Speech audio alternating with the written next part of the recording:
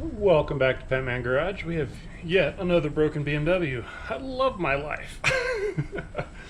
This is a whatever year. Jeez, I don't even know. This is a 2006. It's a 3 Series. Came in, got towed to me, no start.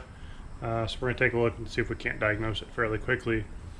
I have a feeling it's just a starter based off of my initial testing on it yesterday, which is basically just to see what it was doing. So let's jump in and get to it. So everything does come to life on it. The key in the steering, key in the ignition, and we get the message that the key is present.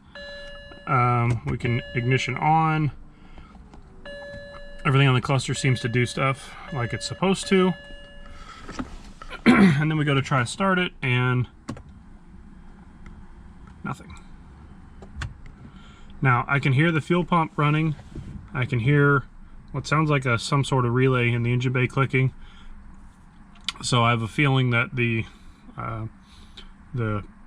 car is actually trying to start the car and it's not an anti-theft type of thing. So I'm going to get it up in the air where I can access the starter and see if we can get a test light to fire up with the ignition.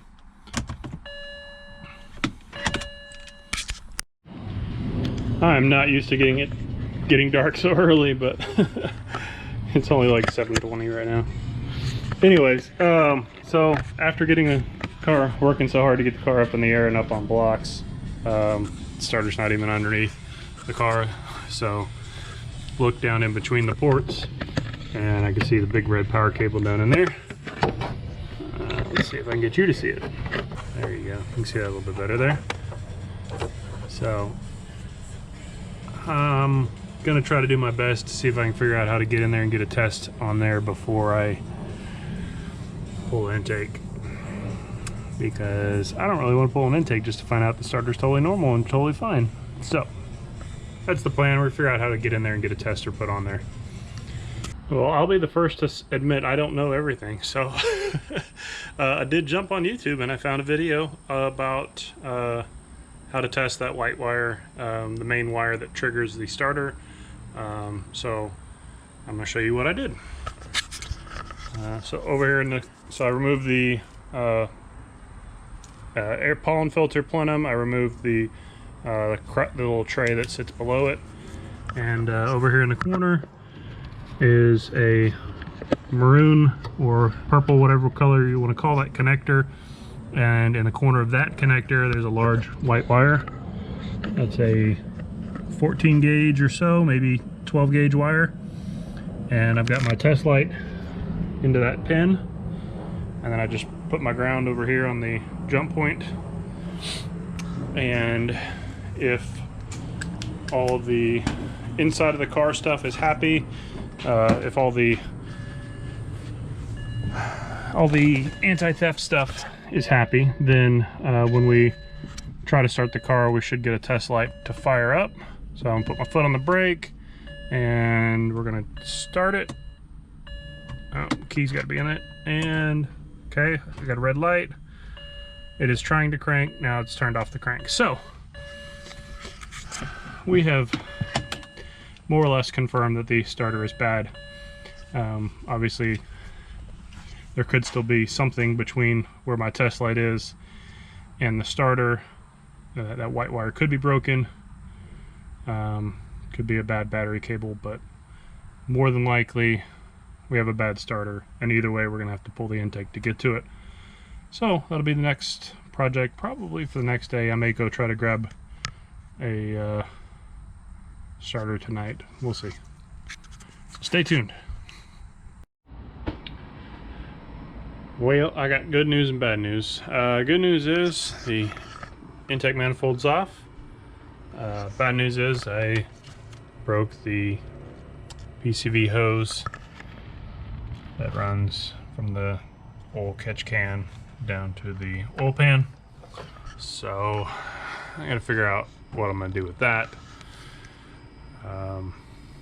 If I'm this car's got a ton of miles on it, and we don't really have the history of it, so we may be seeing if we're just going to do the whole system instead of just the one hose, but I'll leave that up to the customer to decide. But anyways, here's the intake manifold off, and the hose in question that broke is I've already removed half of it. Hang on. What did I do with it? There it is. This is the other half of it. So it's just a little plastic crinkly dude, crinkle hose that sits in there, and you're supposed to be able to squeeze that and pull it off, but as you can see, the port is about 2/3 clogged completely shut. So I'm gonna recommend he does the whole system, but if he doesn't want to spend the money, then that's on him. So yeah, somehow you're supposed to be able to get that dude off the bottom in the car with the firewall sitting right here, and you're supposed to be able to squeeze that behind everything. So I'm not really sure how that's even possible, but you know, those Germans, I guess, are a little different. But I'm gonna get the other side of it off the oil pan, and we'll go from there. But overall, we're probably done for the night, unfortunately.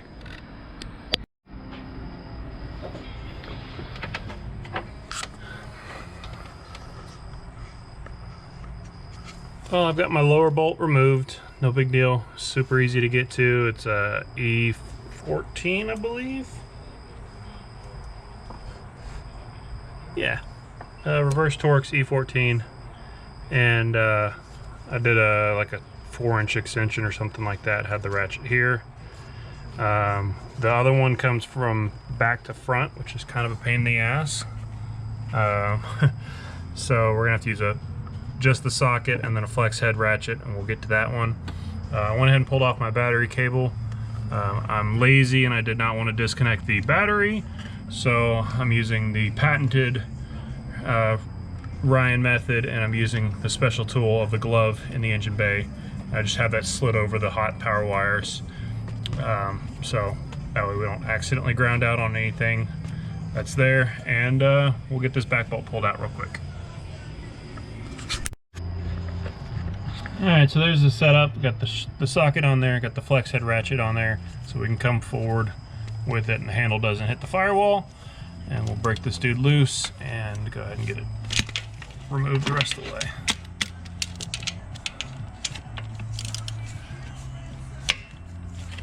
If I can get it to stay on there.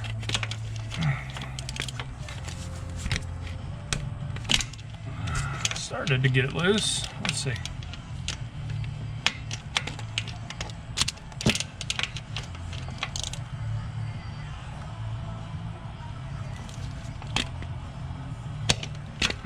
I might have to put the camera down and get a second hand in there.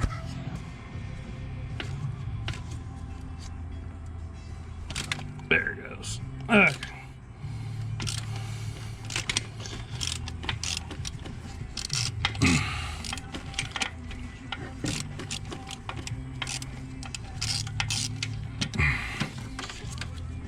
So of course the other option is I could have put a flex head ratchet on there. Probably is like a 12 millimeter, something like that would be a good guess. But we were able to get it off, so I just work the bolt out by hand.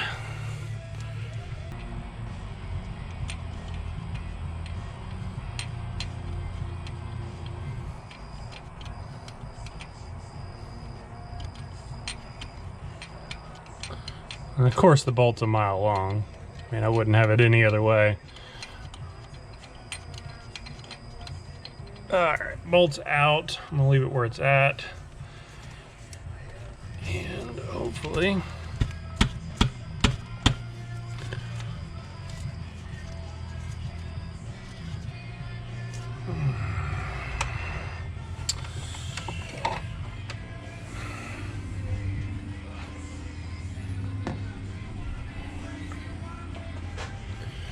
Hopefully we can get this dude off of here. There it goes. Alright. Probably, given the fact that this car is super high miles, I'm going to see if I can't stick a breaker bar on the crank pulley and just see if I can't turn this thing over just a touch, just to make sure the engine's not actually seized. But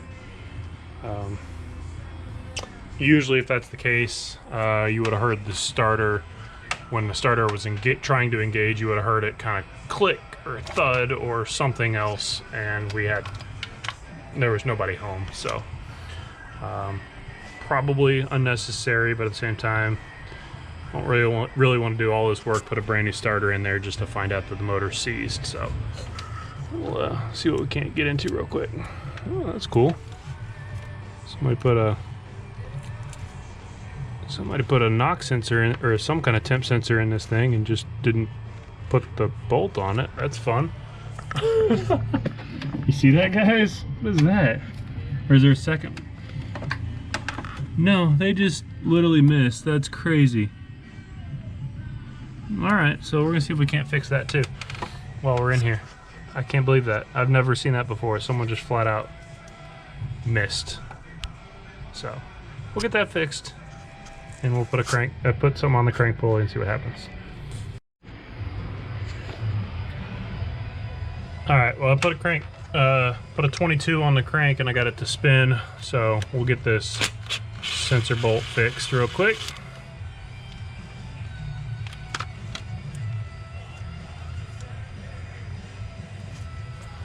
Get that indexed correctly and put back in there. There, easy fix. So we're gonna get the starter put back in it, because that's the next step, and then we'll figure out what we're gonna do with that broken hose. Will be after the starter. Okay, real quick, wanted to show you the setup for the lower bolt.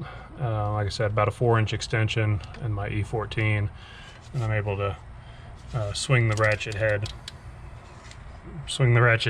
up all the way behind the starter motor, which is gives me enough room to work. And we got that guy torqued down, and we'll do the back one, and then we'll be onto that lower hose like we promised. Okay, just kidding. Before we actually put the get to address the lower hose, we do need to put our cable back on. So we will carefully remove our glove. We don't have ski gloves in Texas, so we just have to deal with the regular work glove. But we'll put our starter cable back on, and to fix our 13mm nut, and we're ready to go. So we'll address this lower hose now, and here we go.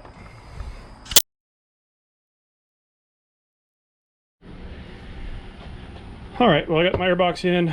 I need to tighten up my connection on my air hose down here into the throttle body, but other than that, everything else should be plugged in, tightened up enough that I can start the car. And then I'll put the top stuff, but I don't want to put all this back together just to find out I still have something else going on with the car. So do a quick crank on the car.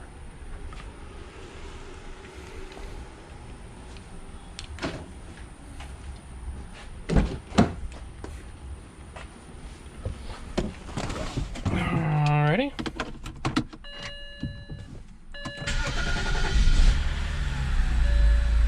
Beautiful.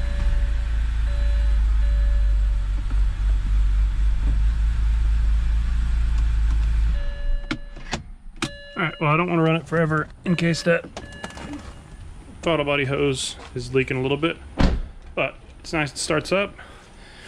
And I did clean throttle body while I had the throttle body off and the intake off. I did clean the throttle body, so it may take a little bit for it to relearn that too. But anyways, I'm tightening up that hose clamp, put my top stuff back in, and we'll be just about done.